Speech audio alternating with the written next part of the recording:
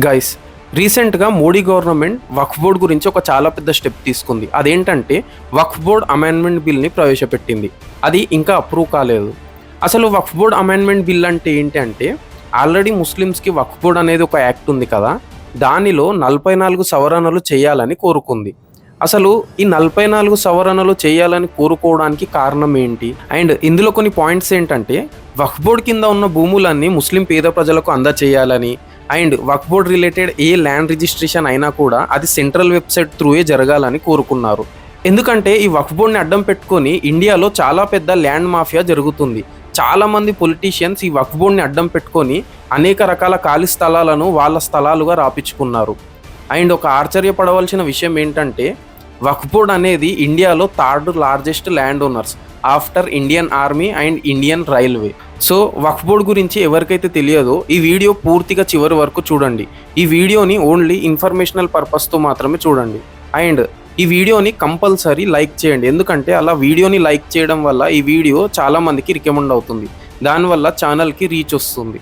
ఈ వీడియోలో మనం అసలు వక్ఫ్ బోర్డ్ అంటే ఏంటి, అది ఎందుకు స్టార్ట్ అయ్యింది, కాంగ్రెస్ గవర్నమెంట్ ఏ భూమినైనా వక్ఫ్ బోర్డ్ ప్రాపర్టీగా రాపించుకునేటంత పవర్స్ ఎందుకు ఇచ్చింది, వక్ఫ్ బోర్డ్కి ఉన్న సెక్షన్స్ అండ్ పవర్స్ ఏంటి, అండ్ మోడీ గవర్నమెంట్ ఆ సెక్షన్స్ని పవర్స్ని కట్ చేసి దానికి ఉన్న పవర్స్ అన్నిటిని తగ్గించేయాలని ఎందుకు ట్రై చేస్తుంది. ఇంకో విషయం ఏంటంటే, వక్ఫ్ బోర్డ్ ఇండియాలో 3rd లార్జెస్ట్ ల్యాండ్ ఓనర్స్ ఎలా అయ్యింది. ఈ క్వశ్చన్స్ అన్నిటికీ ఆన్సర్స్ ఈ వీడియోలో తెలుసుకుందాం. సో ఫస్ట్ వక్ఫ్ అంటే ఏంటంటే, స్వాధీనం చేసుకోబడిన ఆర్ నిషేధించబడిన.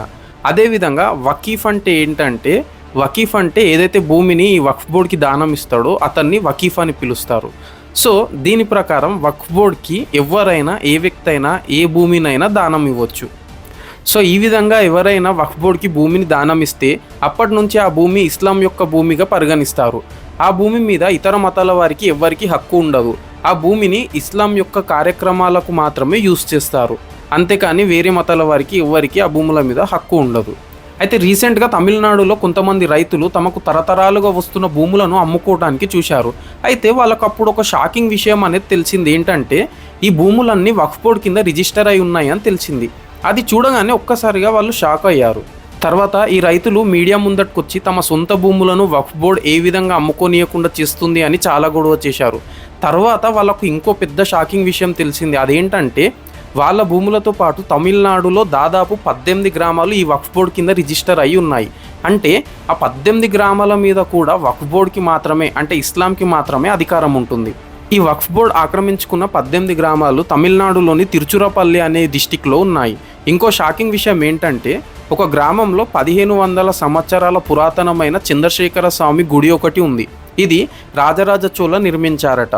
సో ఆ గుడి అండ్ ఆ గుడి ప్రదేశంతో పాటు ఆ 18 గ్రామాలు కూడా వక్ఫ్ బోర్డ్కే చెందుతాయి, అంటే ఇస్లాంకే చెందుతాయి అని రాపించుకున్నారు.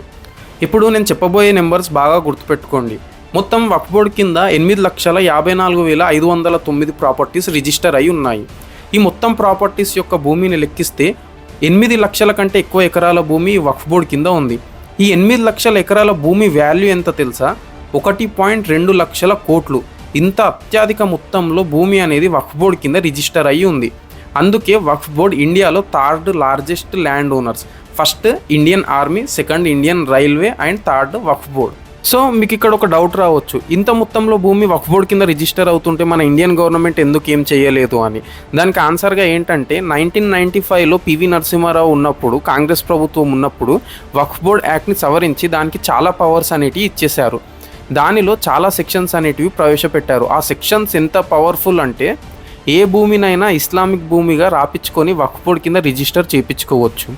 ఈ కాంట్రవర్షియల్ పవర్ఫుల్ సెక్షన్స్లో సెక్షన్ 40 ఒకటి. ఈ సెక్షన్ 40 ప్రకారం వక్ఫ్ బోర్డ్ ఇండియాలో ఏ ఖాళీ స్థలం మీదనన్నా లీగల్ నోటీసులు పంపించి వితౌట్ ఎనీ ప్రూఫ్ ఆ భూమి మొత్తాన్ని వక్ఫ్ బోర్డ్ కింద రిజిస్టర్ చేసుకోవచ్చు. ఇంకో పవర్ఫుల్ సెక్షన్ ఏంటంటే సెక్షన్ 3. ఈ సెక్షన్ 3 ప్రకారం వక్ఫ్ బోర్డ్ ఏ ఖాళీ స్థలం అయినా తన ఇస్లాంకి సంబంధించిన స్థలం అని ఆలోచించి without any legal notice and without any proof ఆ స్థలంని వక్ఫ్ బోర్డ్ కింద రిజిస్టర్ చేసుకోవచ్చు. ఈ వక్ఫ్ బోర్డ్కి ఇంకో మోస్ట్ పవర్ఫుల్ సెక్షన్ ఏంటంటే సెక్షన్ 83. ఈ సెక్షన్ 83 ప్రకారం వక్ఫ్ బోర్డ్కి ఒక సపరేట్ కోర్ట్ని అలోకేట్ చేశారు. ఆ కోర్ట్ని ఏమంటారంటే వక్ఫ్ ట్రైబ్యునల్ కోర్ట్ అంటారు. మన ఇండియాకి సుప్రీం కోర్ట్ ఎలాగో ఇప్పుడు వక్ఫ్ బోర్డ్కి వక్ఫ్ ట్రైబ్యునల్ కోర్ట్ అలాగనమాట. అంటే Waqf board related any land issues ఉన్నా, ఎనీ డిస్కషన్ ఉన్నా కూడా వక్ఫ్ ట్రైబ్యునల్ కోర్టులో మాత్రమే డిస్కస్ చేయబడతాయి. ఇంకా మన అందరికీ తెలుసు వక్ఫ్ ట్రైబ్యునల్ కోర్టులో ఎలాగైనా న్యాయం జరగదు. సో వక్ఫ్ ట్రైబ్యునల్ కోర్టులో న్యాయం ఎందుకు జరగదంటే ఆ వక్ఫ్ ట్రైబ్యునల్ కోర్టులో ఉండే వ్యక్తులందరూ ఇస్లాంకి సంబంధించిన వ్యక్తులు కాబట్టి వాళ్ళ కింద రిజిస్టర్ అయిన భూమిని మనకెందుకు ఇస్తారు. సో కాంగ్రెస్ గవర్నమెంట్ ఇచ్చిన ఈ పవర్ఫుల్ సెక్షన్స్ని యూస్ చేసుకొని వక్ఫ్ బోర్డ్ ఇప్పటిదాకా 8 లక్షల కంటే ఎక్కువ ఎకరాల భూమిని తన కింద రిజిస్టర్ చేయించుకుంది. ఇందులో ఎక్కువ మోతాదులో భూమి మొత్తం ఇల్లీగల్గా రిజిస్టర్ చేయించుకున్న భూమి ఉంది అని అంటున్నారు. దానివల్లనే మోడీ గవర్నమెంట్ ఈ వక్ఫ్ బోర్డ్కి ఉన్న పవర్ఫుల్ సెక్షన్స్ని తీసేసి మళ్ళీ ఆ వక్ఫ్ బోర్డ్ బిల్లుని అమెండ్ చేద్దామని చూస్తున్నారు. సో బీజేపీ గవర్నమెంట్ ప్రవేశపెట్టిన వక్ఫ్ బోర్డ్ అమెండ్మెంట్ బిల్ కనుక పాస్ అయితే వక్ఫ్ బోర్డ్కి ఉన్న చాలా రకాల పవర్ఫుల్ సెక్షన్స్ అనేటివి తీసేయబడతాయి. లైక్ ఏ భూమి కనిపించినా కూడా లీగల్ నోటీసులు పంపించకుండా తమ భూమి అని చెప్పడం, ఇలాంటి పవర్ఫుల్ సెక్షన్స్ అన్నిటిని తీసేయబడితే ఏమవుతుందంటే ఫర్దర్గా ఏ భూమిని కూడా ఇల్లీగల్గా వక్ఫ్ బోర్డ్ కింద ఆక్రమించుకోబడదు. సో అసలు ఈ వక్ఫ్ బోర్డ్ ఎలా స్టార్ట్ అయిందంటే సరిగ్గా 12వ శతాబ్దంలో 1000 సంవత్సరాల క్రితం పాకిస్తాన్లో మహమ్మద్ గోరే అనే ఒక రాజు జమా మస్జిద్కి 2 గ్రామాలను వక్ఫ్ ఇచ్చాడు, అంటే దానం ఇచ్చాడు. అప్పటి నుంచి స్టార్ట్ అయిన ఈ వక్ఫ్ బోర్డు ఇప్పటిదాకా కొనసాగుతూనే వచ్చింది. దీన్ని అనేక సార్లు రద్దు చేయాలని కోర్టులో పిటిషన్ కూడా వేశారు. బ్రిటిషర్స్ కాలంలో ఒకసారి ఈ వక్ఫ్ బోర్డును రద్దు చేయాలని నోటీసులు కూడా జారీ చేశారు. కానీ ఇండియాలో ముస్లిమ్స్ల ఒత్తిడికి తలవంచి అప్పటి గవర్నమెంట్ ఈ వక్ఫ్ బోర్డ్ని మళ్ళీ రీఫార్మ్ చేసి అడిషనల్గా పవర్స్ కూడా ఇచ్చేసింది. సో దాని తర్వాత ఇప్పటిదాకా ఈ వక్ఫ్ బోర్డ్ని ముట్టిన వారు ఎవరూ లేరు. కాంగ్రెస్ గవర్నమెంట్ 1954లో ఈ వక్ఫ్ యాక్ట్ని మళ్ళీ తీసుకొని వచ్చింది. అండ్ 1964లో ఈ వక్ఫ్ బోర్డ్కి సెంట్రల్ వక్ఫ్ కమిటీని అప్పచెప్పింది. సెంట్రల్ వక్ఫ్ కమిటీ ఎంత పవర్ఫుల్ అంటే ఇది స్టేట్లో ఉన్న వివిధ వక్ఫ్ బోర్డులు అన్నిటిని పర్యవేక్షిస్తుంది. ఇప్పటి వరకు ఈ వక్ఫ్ బోర్డ్ చాలా భూములను ఇల్లీగల్గా తమ కింద రిజిస్టర్ చేయించుకుంది. ఇందులో ఒక ఎగ్జాంపుల్ ఏంటంటే గుజరాత్లోని సూరత్ మున్సిపల్ కార్పొరేషన్ హెడ్ క్వార్టర్స్ని వక్ఫ్ బోర్డ్ తమకు సంబంధించిన, అంటే ఇస్లాం మతానికి సంబంధించిన ప్లేస్ అని తమ కింద రిజిస్టర్ చేయించుకుంది. ఎందుకంటే షాజహాన్ కాలంలో ఈ ప్లేస్ని హజ్ యాత్రికుల కోసం పవిత్రంగా వాడేవారని, దానివల్ల ఇది ఇస్లాంకి సంబంధించిన భూమి అని ఆ హెడ్ క్వార్టర్స్ మొత్తంని వక్ఫ్ బోర్డ్ కింద ఆక్రమించుకుంది. ఇంకా వీడియోలో స్టార్టింగ్లో చెప్పిన విధంగా తమిళనాడులోని 18 గ్రామాలను, మొన్న హైదరాబాద్లో ఒక 5 స్టార్ హోటల్ని అండ్ బెంగళూరులో ఒక ఖాళీ ప్రదేశం, ఒక మైదానాన్ని ఈ వక్ఫ్ బోర్డ్ ఇల్లీగల్గా రాపించుకుంది. ఇలా చెప్పుకుంటూ పోతే వక్ఫ్ బోర్డ్ కింద అన్ని ఇల్లీగల్ భూములే రిజిస్టర్ అయ్యి ఉన్నాయి. ఇంకో షాకింగ్ విషయం ఏంటంటే ఢిల్లీలో యూపీఏ కాంగ్రెస్ గవర్నమెంట్ ఉన్నప్పుడు 123 అత్యంత ఖరీదైన గవర్నమెంట్ ప్రాపర్టీస్ని ఈ వక్ఫ్ బోర్డ్కి దానం ఇచ్చేశారు. అసలు 123 ఖరీదైన ప్రాపర్టీస్ని వక్ఫ్ బోర్డ్కి ఎందుకు దానం ఇచ్చారో ఇప్పటి వరకు ఎవరికీ తెలియదు. అండ్ అయోధ్య రామ్ మందిర్ విషయంలో కూడా ఈ వక్ఫ్ బోర్డ్ అక్కడ బాబరీ మసీద్ ఉండే కాబట్టి ఈ ల్యాండ్ మొత్తం వక్ఫ్ బోర్డ్కి చెందుతుంది అండ్ ఇస్లాంకి చెందుతుంది అని కోర్టులో కేసేసి చాలా సంవత్సరాలు కొట్లాడింది. కానీ ఇది సెంట్రల్ ఇష్యూ కాబట్టి ఎట్ లాస్ట్ అక్కడ రామ్ మందిర్కి పర్మిషన్ ఇచ్చారు. కానీ ఇక్కడ వక్ఫ్ బోర్డ్కి మాత్రం అదే అయోధ్యలో మసీద్ కట్టుకోవడానికి 5 ఎకరాల భూమిని కేటాయించారు. అండ్ అదేవిధంగా గుజరాత్లో ఒక శివశక్తి సొసైటీ అనే ఒక బిల్డింగ్లో ఒక 2nd ఫ్లోర్ని ఒక అతను వక్ఫ్ బోర్డ్కి ఇచ్చేశాడు. అక్కడ వక్ఫ్ బోర్డ్కి దానం ఇచ్చిన తర్వాత ఆ బిల్డింగ్ మొత్తాన్ని మస్జిద్గా మార్చేశారు. అండ్ రీసెంట్ న్యూస్ చూసుకుంటే ఆమ్ ఆద్మీ పార్టీకి చెందిన ఒక ఎమ్మెల్యే అమర్నాథుల్లా ఖాన్ని anti corruption branch of Delhi arrest చేసింది. ఎందుకంటే ఈ ఎమ్మెల్యే ఈ వక్ఫ్ బోర్డ్ పవర్స్ని అడ్డం పెట్టుకొని చాలా రకాల భూములను తన కింద పెట్టుకొని ఆక్రమించుకున్నాడు.